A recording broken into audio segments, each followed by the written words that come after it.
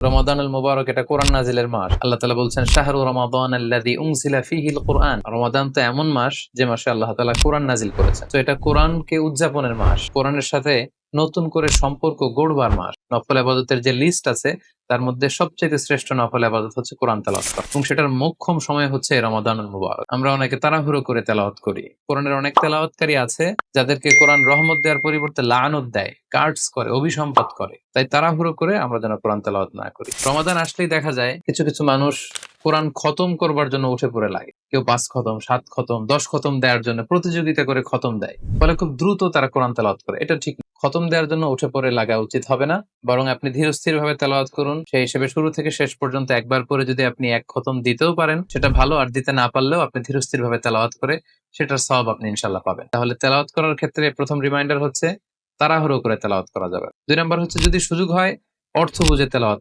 করা।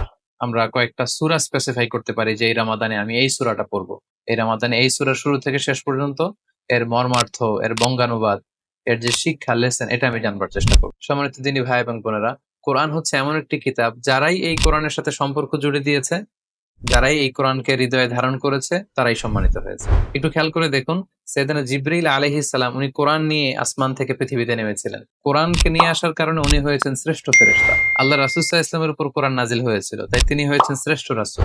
এই রমাদান মাসে কোরআন নাজিল হয়েছে, তাই রমাদান মাস হচ্ছে 12টা মাসের শ্রেষ্ঠ মাস, সাইয়্যিদুশ শুহুর। কদরের রাতে এই কোরআন নাজিল হয়েছিল, তাই কদরের রাত হচ্ছে পৃথিবীর শ্রেষ্ঠ রাত।